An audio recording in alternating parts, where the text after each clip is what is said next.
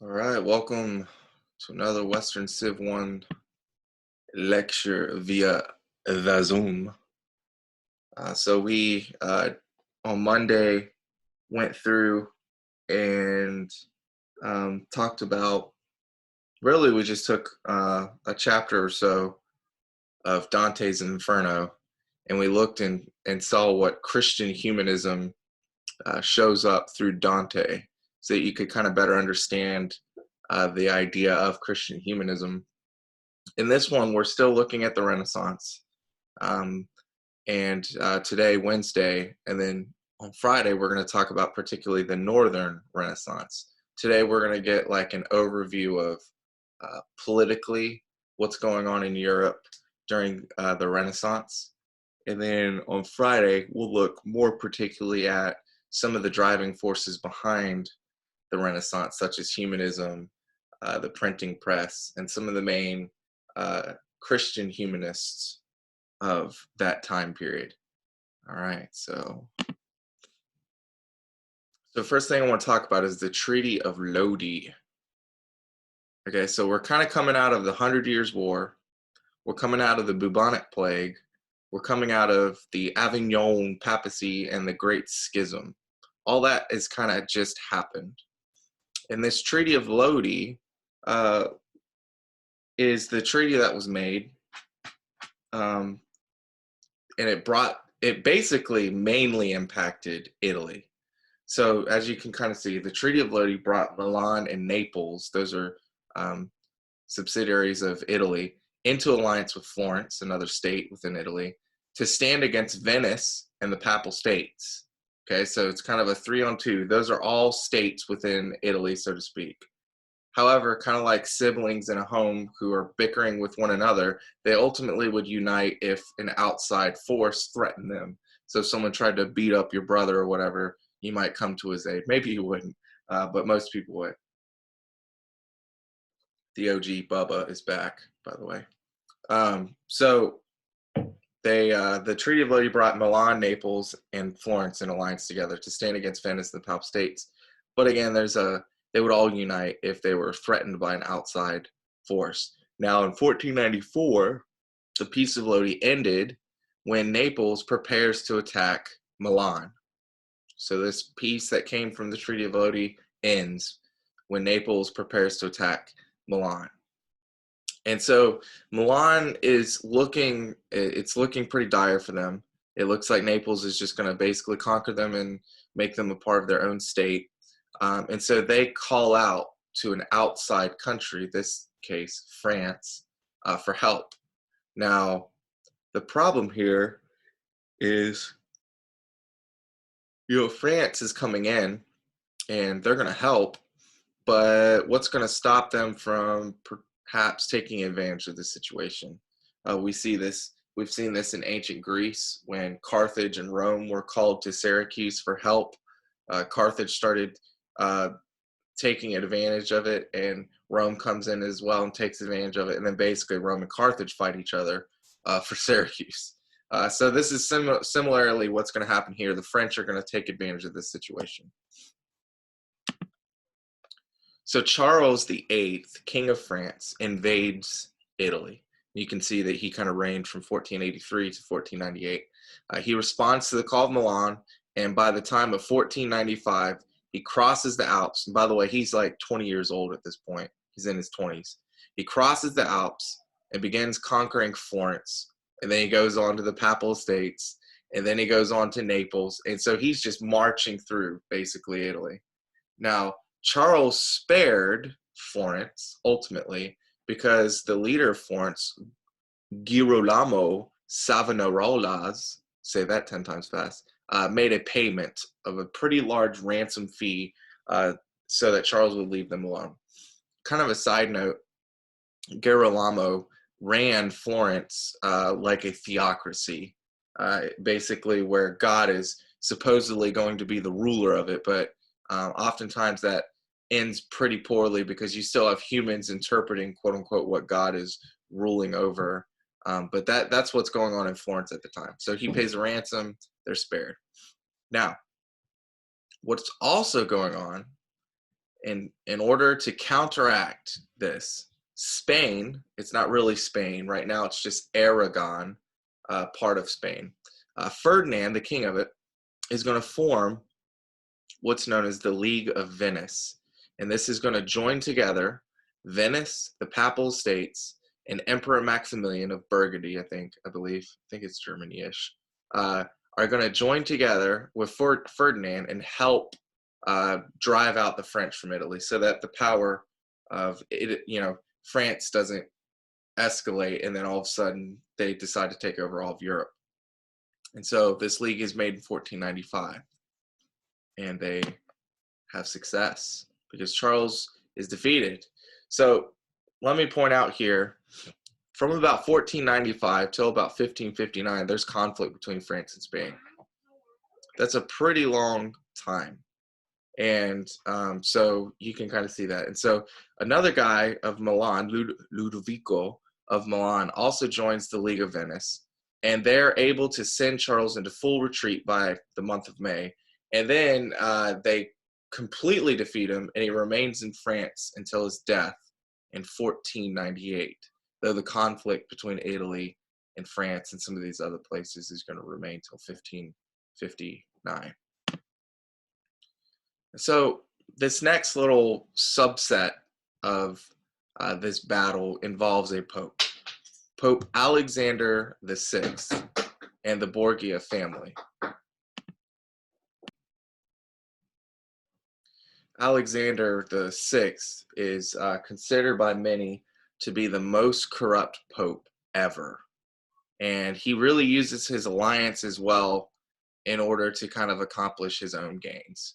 And so the French returned to Italy under Charles's successor, Louis XII.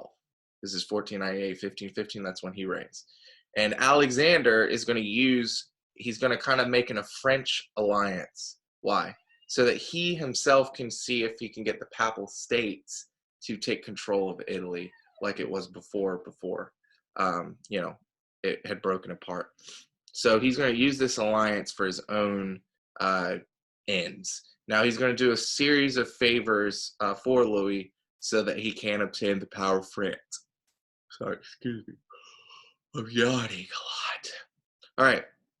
So a couple favors. First, he annuls Louis XII's marriage so that Louis could marry Charles's widow, Anne of Brittany. Now the point of this, what he basically does is, in Roman Catholicism, the Pope can give permission to get divorced. He basically makes a marriage annulled, which just means it's no longer a marriage, so that you can get remarried without getting excommunicated from the church. And we'll see this later on in the Reformation time period, specifically for England. This is going to be an important kind of tension point. So he annuls Louis. Now, why does Louis want to get married to Charles's widow? Well, Brittany was a region within France, but it was a region only because of her marriage to Charles. So Louis wants to marry her so he can keep the state Brittany within French control. Second thing that the Pope does is he gives a cardinal's hat to the Archbishop of Rouen. So he's going to give a very high position of authority within the Roman Catholic Church. My wife is literally yelling at my children outside because I think Roland, my son, just picked up something really bad. So anyways, back to what we were talking about. He gave a cardinal's hat to the Archbishop of Rouen, which gave a position of power to a pretty important French state. Alexander agreed to abandon also the League of Venice. So he agreed to abandon the League of Venice, which originally had booted out France in the first place from Italy. So that's what Alexander does to gain French support. Now, the French and Alexander are going to make an alliance in 1499. Louis is going to successfully invade Milan. Now, Ludovico, who basically had done a lot to welcome back France into Italy, is going to spend kind of his last years in a French prison. Poor guy. And he was over Milan. And in 1500, Louis and Ferdinand of Aragon divided Naples between themselves, and the Pope of Borgia conquered the cities of Romagna and without opposition. So the Pope is getting some land, Spain is getting some land, and Louis is getting some land, all within Italy. All right, so after Pope Alexander comes Pope Julius II. And this guy was known as the warrior pope. He would literally ride around on his horse with golden knight's armor, and really was all about military. And he is, during his papacy, is going to bring back military power to it, and he's going to suppress the Borgias, right? And that, going back to this slide, look at the bottom. The Borgia conquered the cities, reminding that's Alexander's kind of family, if you will. And so he's going to suppress them. In 1509, Julius and Ferdinand and Venice form a second League of Venice. This time they call it the Holy League. And by 1512, the League had the French in full retreat and defeat them in 1513. So Julius is going to fight off the French and drive them out of Italy, undoing what Alexander had did. In 1515, the French returned, and then they defeated the Swiss of the Holy League. So the Swiss were part of the Holy League. In 1516, the Concordat, which is just like a treaty, the Concordat of Bologna was signed, which gave the French king control over the French clergy in exchange for French recognition of the Pope's superiority over the church councils. So this is going back to the conciliar movement, when church councils united the papacy, and church councils started becoming high up, so to speak, in the authority food chain. And so this allowed the Pope to assert authority over church councils. The French would recognize it if the Pope would allow the king to control French clergymen. So that's just French citizens who are also members of the Roman Catholic Church. So it's kind of a little bit of a, I'll do something for you if you do something for me. Now, during this time, there's a revival of monarchy. And what we're going to do for the next few slides, and then we're all done, is we're going to look at each country-ish, big countries within Europe, and how they're affected during this time. And so just for instance here, let me just give an overview of what we're looking at.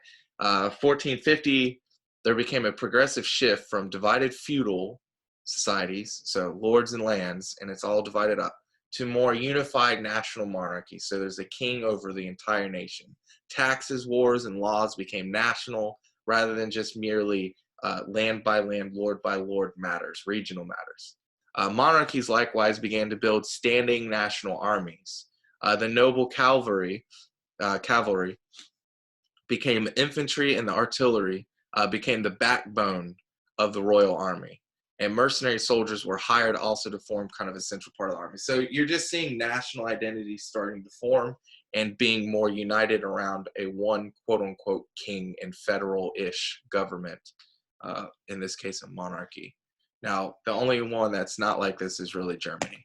So let's look at this. France, there's kind of two cornerstones here that help France succeed, because as we see, after the 100 Years' War, right, it was all England, and then toward the end, because of Joan of Arc, France started succeeding. But at the end of it, no land was really gained by either country. But now France is becoming super powerful, and there's two reasons. The collapse of the English Empire in France following the 100 Years' War. So there's going to be a division within England, and we'll see that in a little bit. And then the second thing is the defeat of Charles, it's supposed to say Charles the Bold, and a German state called Burgundy. So when Burgundy fell, it allowed Louis XI to acquire its lands, and by the end of his reign, he had a kingdom about twice his size. So basically, once Burgundy fell, Louis got Burgundy, and it doubled the land of France. Now, by the mid-1500s, France had once again become a defeated nation, almost as divided internally as during the 100 Years' War. So all this land wasn't necessarily good for them, because once you flash forward to about the 1500s, there's lots of internal division. So let's look at Spain. We talked about Ferdinand of Aragon and Isabella of or we didn't talk about Isabella, but we talked about Ferdinand already. Now Ferdinand is going to marry Isabella of Castile, and it's going to bring together Castile and Aragon a little bit later as Spain. And Spain is going to be, Christianized, so it's part of the Roman Catholic Church. and the borders are going to be defended pretty well from Muslims who are constantly seeking to expand throughout the eastern half of the Roman Empire. In 1496, this is where Spain becomes united. In 1496, their eldest daughter, Joanna, married Archduke Philippe, and Charles I, their son, was the first ruler over a united Spain, Castile and Aragon, right? Another famous thing that Spain does during this time is Isabella and Ferdinand sponsor Christopher Columbus to go and do his explorations. He's trying to find a shorter route to spice markets of the Far East, like India, and he ends up discovering, the Americas, so to speak. Really, he lands in the islands around the Caribbean. And so that was all sponsored by Spain, particularly Isabella and Ferdinand. So what's going on with England? We mentioned that they were divided. Well, after the 100 Years' War, England was a defeated nation, even though, they lost kind of, but they also, it was more like a stalemate-ish. But during this time, the War of the Roses happened between two major houses within England, the House of York and the House of Lancaster. And you might notice that we have these as counties within South Carolina. Likely it comes from England, right? So there's a war between these two parties, and this literally splits England. And it's from 1455 all the way to 1485. Now, they are going to become united again. Henry Tudor ruled over Lancaster as Henry VII, and to bring the two houses together, he marries Elizabeth of York, and that their son or child or daughter would then inherit the overall throne of York and Lancaster, thus England, was the idea there. Now, the last place we're really looking at is Germany, which is codenamed Holy Roman Empire at this time. Germany and Italy are striking exceptions to the growing of the one over the many. In these countries, the many repulsed the one. Now, what do we mean by that? Well, we just talked about how Spain and England and France became monarchies, right? And united monarchies, more of a national federalistic government-ish. All right, that's the idea of the one. There's one ruler, there's one government, there's one rule, so to speak. Now, the idea of the many is that it's the many people that build up to make the ruling of said country. So an example of this today would be if the government decided to federally issue an order that made the entire country stay inside their homes because of coronavirus, that would be the one.